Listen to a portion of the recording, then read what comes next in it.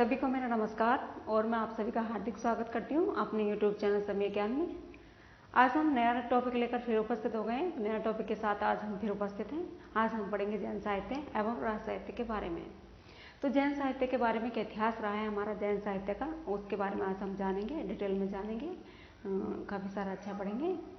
तो आज जानेंगे हम जैन साहित्य के बारे में क्या इतिहास हमारा रहा है। तो इतिहास जो हमारा रहा है, जैन साहित्य के जो प्रवर्तक थे, यानी कि मैं मानूँ कि गौतम बुद्ध जो नहीं बौद्ध धर्म के बाद जो हमारा धर्म आता है वो हमारा जैन साहित्य आता है ना, जैन धर्म हमारा आता है।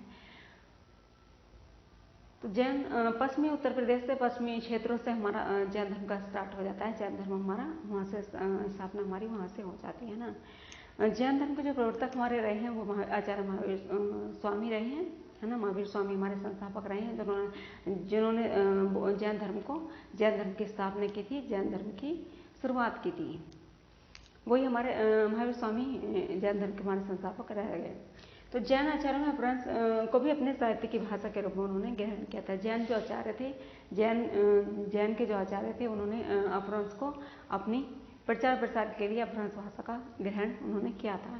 ये जो साहित्य रहा हमारा प्रचार और प्रसार का साहित्य रहा है, बहुत ज़्यादा उसमें प्रचार प्रसार कहा गया देखने को मिलता है। जैन के बारे में आप जानते होंगे, अभी भी उत्तर प्रदेश कहीं भी आपको देखने को मिल जाएंगे पश्चिमी क्षेत्रों में, जैसे कि वो लोग नंगे रहते जो जैन साहित्य हमारा के जो अनुयायी थे, उसमें लोग क्या करते थे, वो नांगे होते थे, नंगे रहने का उनमें प्रचलन था, है ना। बौद्ध धर्म के बाद यही धर्म हमारा देखने को हमें मिला।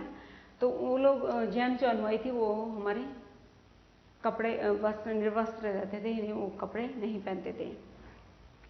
और सबसे अधिक क्या हुआ, हमारा मत का प्रचार प्रसार हिंदी कविता के माध्यम से पश्चिमी क्षेत्रों में, राजस्थान जैसे गुजरात में हुआ था। जैसा मैं कहूँ, ये हमारा मैप के हिसाब से देखा जाए, ये वाला जो एरिया था हमारा, ये वाला हमारा राजस्थान गुजरात में आता है। तो राजस्थान गुजरात यहाँ से पश्चिमी क्षेत्र में आ जाता है हमारा राजस्थान और गुजरात। यहाँ से हमारे जैन साहित्य की स्थापना हो जाती है, जैन धर्म का हमारी शुरुआत होती है। यहाँ से हमारे अनुयायी हमें देखने को मिलते हैं जैन साहित्य के बारे में, है ना। और हिंदी कविता के माध्यम से पश्चिमी क्षेत्र में राजस्थान गुजरात से यहाँ से स्टार्ट हो जाती है ना। जैन साहित्य में सर्वाधिक क्या लिखे गए, हमारे जैन साहित्य में सर्वाधिक हमारे चरित्र काव्य लिखे गए। जैन साहित्य में सबसे अधिक क्या लिखे गए, चरित्र काव्य लिखे गए। और सबसे अधिक प्रचार प्रसार यहाँ से स्टार्ट होता है। जैन साहित्य का सबसे अधिक प्रचार प्रसार का यह साहित्य रहा है, यानी इनका जो साहित्य रहा है वो बहुत ज़्यादा प्रचार प्रसार किया गया अनुयायियों के द्वारा। अनुयायी बहुत ज़्यादा इनका प्रचार प्रसार करते थे, है ना। तो और आदिकाल का प्रमाणिक साहित्य भी इसको माना गया है। आदिकाल का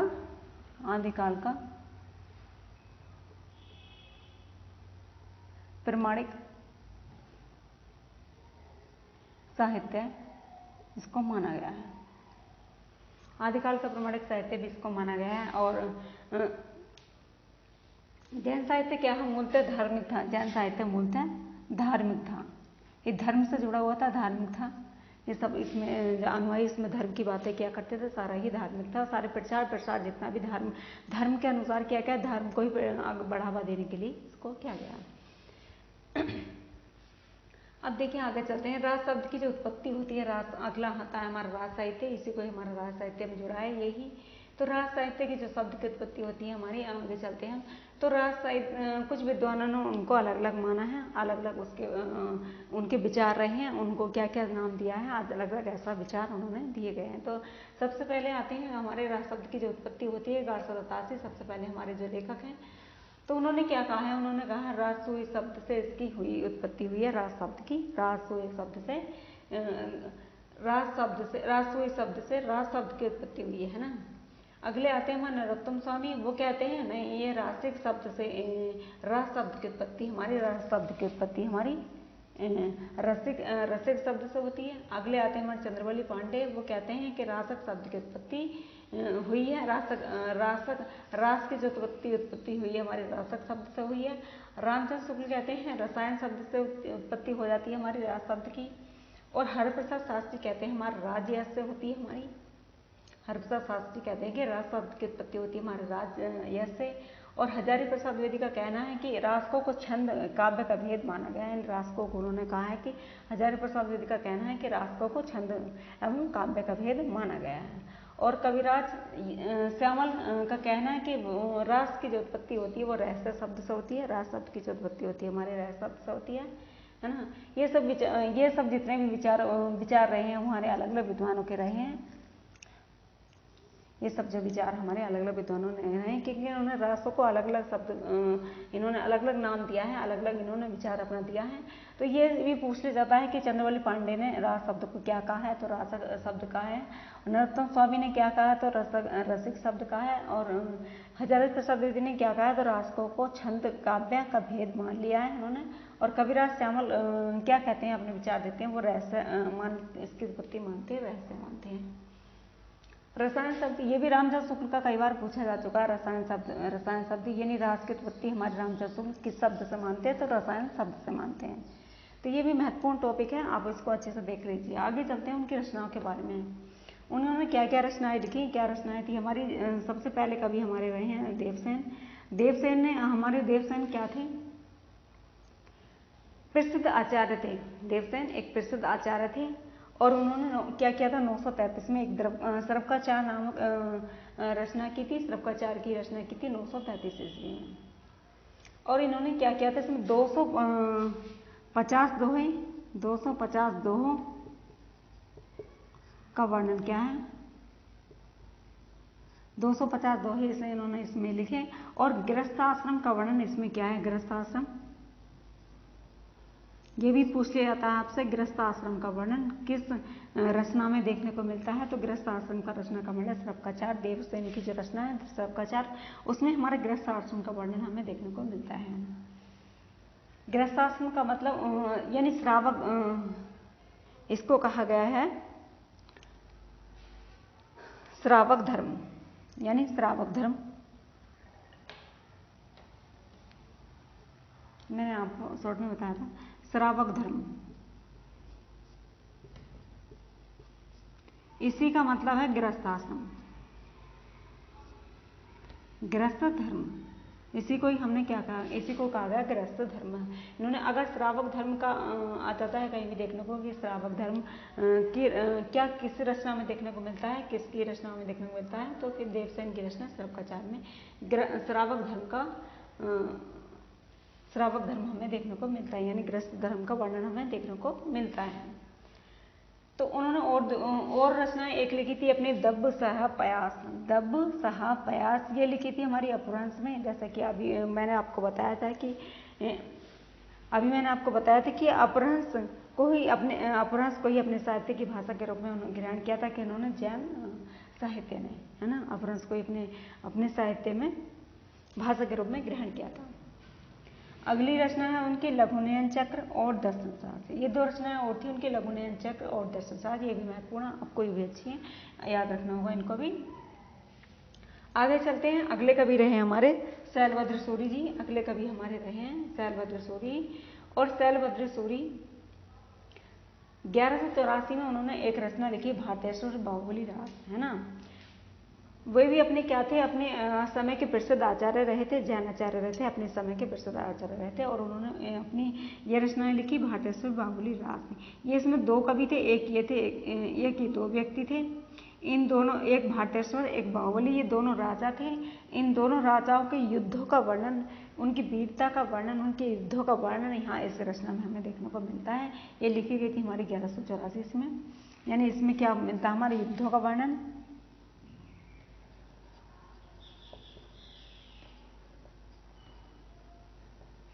और उनकी वीरता का वर्णन।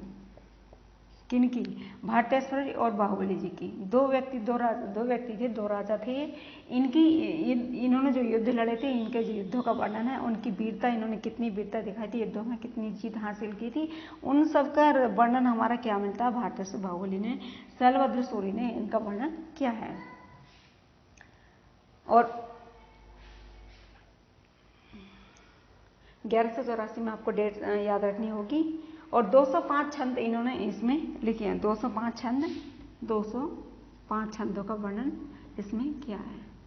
205 छंदों का वर्णन इन्होंने इसमें किया है। हाँ? और दो का ये भी आपको याद रखना होगा, एक राजा ये थे, एक राजा ये थे, भारतेश्वर राजा, एक दूसरे बाहुबली राजा। इन दोनों में जो युद्धों का वर्णन, उनकी वीरता का वर्णन जो हमारा इसमें देखने को मिलता है, बाहुबली राज में मिलता है। 205 छंदों का वर्णन इन्होंने इसमें किया है। और इस ग्रंथ को मुनिजन विजय ने क्या कहा, जैन साहित्य मुनिजन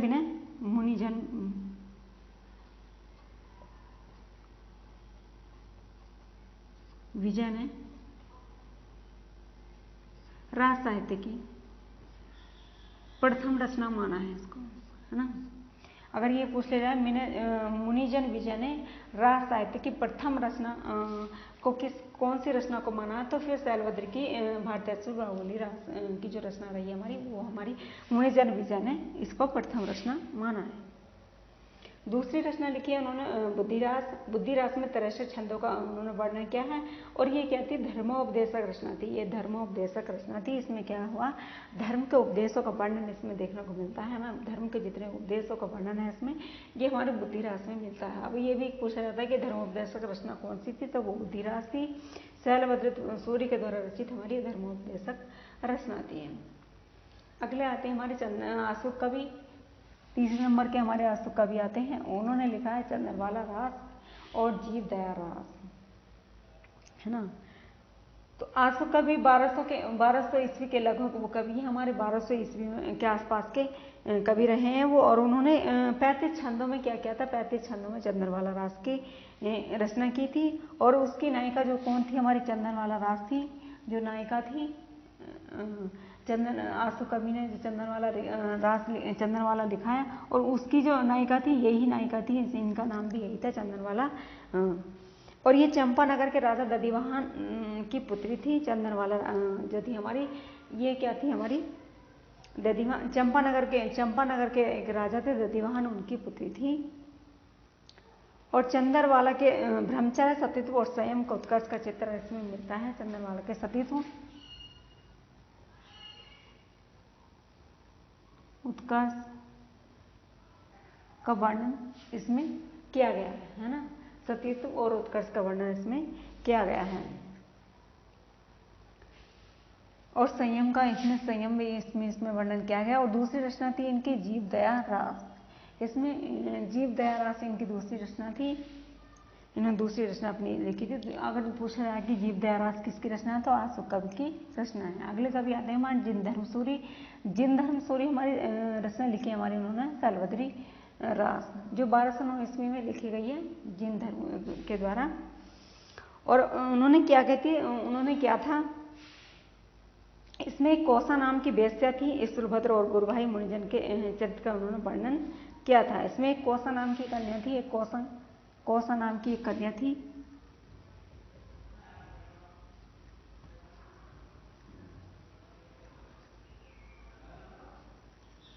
कन्या का वर्णन क्या था, कौसा नाम की एक कन्या थी, उसका वर्णन इन्होंने किया है। और स्थूलभद्र का और उनके एक भाई थे उनके गुरु भाई, उनका भी वर्णन उन्होंने इसमें किया है, स्थूलभद्र में, है ना। यानी इनके जो भाई थे स्थूलभद्र के,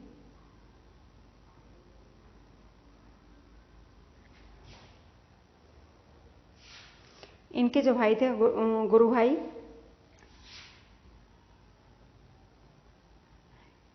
इन दोनों का वर्णन, स्थूलभद्र का और गुरु भाई का दोनों का वर्णन, एक कौसा नाम की कन्या का वर्णन इसमें हमें देखने को मिलता है। जिन धर्म सूर्य की रचना में हमें देखने को ये मिलता है। अगले कवि आते हैं हमारे सुमितिगण। उन्होंने लिखा है नेमिनाथ रास, जो 1213 ईस्वी में लिखा गया। और इसमें क्या था, कृष्ण का वर्णन हमें देखने को मिलता है। कृष्ण की रासलीलाओं का वर्णन इसमें देखा गया है। सुमितिगण ने, अगर पूछा जाता है सुमितिगण ने कौन सी रचना लिखी, तो नेमिनाथ रास लिखी थी और 1213 ईस्वी में लिखी थी। और कृष्ण का वर्णन इसमें लिखा गया। अगले कवि हमारे विजय सेन सूरी। तो विजय सेन सूरी ने रेवंतगिरी रास लिखी थी 1231 में, है ना। विजय सेन सूरी ने कौन सी रचना लिखी थी, तो पूछा जाएगा कौन सी रचना है विजय सेन सूरी की, तो रेवंतगिरी रास है, जो 1231 में लिखी गई थी। ये एक ऐसा ग्रंथ था, एक ऐतिहासिक ग्रंथ था और गीति प्रधान था, यानी गीति परक रचना उसमें लिखी गई थी। गीति परक उसमें देखने को हमें मिला है। साहित्य जो उसका रहा है वो गीति परक प्रधान साहित्य रहा है। अगले आचार्य हमारे हेमचंद्र आते हैं। हेमचंद के बारे में बताऊं मैं, उनको क्या कहा गया, प्राकृत का पाणी कहा गया। उनको अगर ऐसा पूछा जाए कि प्राकृत का पाणी किसको कहा गया, तो फिर हेमचंद को कहा गया, और कलिकाल का उन्हें सर्वस्व कहा गया है ना, हेमचंद को। कलिकाल का सर्वस्व कहा गया, उन्हें प्राकृत का पाणी उन्हें कहा गया है ना। प्राकृत का पाणी किसे कहा गया, हमारे हेमचंद को कहा गया। और उन्होंने जब अपनी रचना लिखी, शब्दानुशासन, कुमारपाल चरित्र और प्राकृतानुशासन और देसी नाममाला कोश, ये 4 रचनाएं उन्होंने अपनी लिखी हैं। और ये अगर इनसे पूछा जाए कौन सी शताब्दी के थे, तो ये 12वीं शताब्दी के कवि रहे।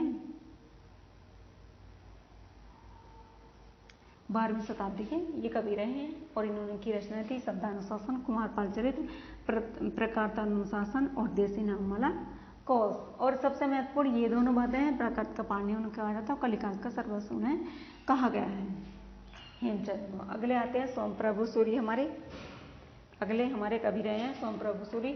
तो उन्होंने लिखा है कुमारपाल प्रतिबोध, जो 13वीं शताब्दी के रहे हैं वो हमारे।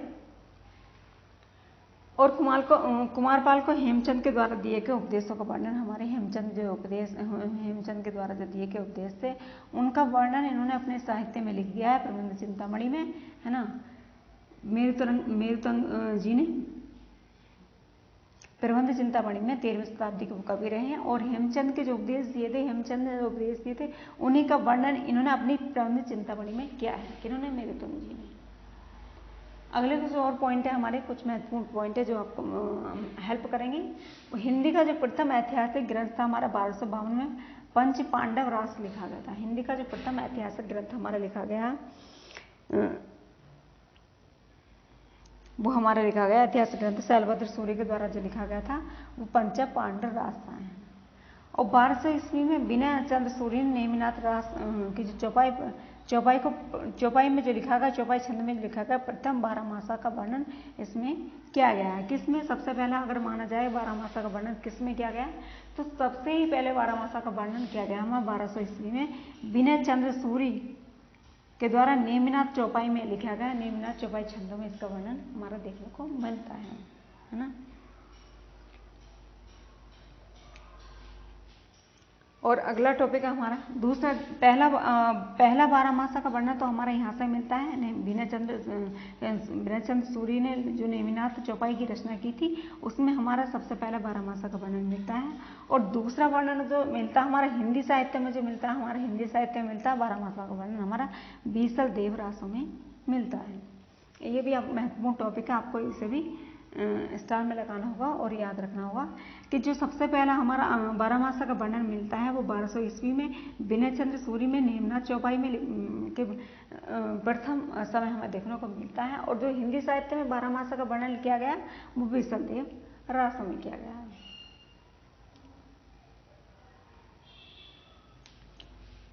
आज हमने पढ़ा जैन साहित्य और राज साहित्य है ना। आज जो भी कुछ इनमें से अभी आपको कोई भी कंफ्यूजन है तो आप मुझे कमेंट बॉक्स में डाल सकते हैं, कमेंट बॉक्स में बता सकते हैं, मैं आपकी समस्या का समाधान करने की मैं कोशिश करूंगी। और वीडियो आपको पसंद आई हो तो आप वीडियो को शेयर कीजिए, लाइक कीजिए और सब्सक्राइब भी जरूर कीजिए।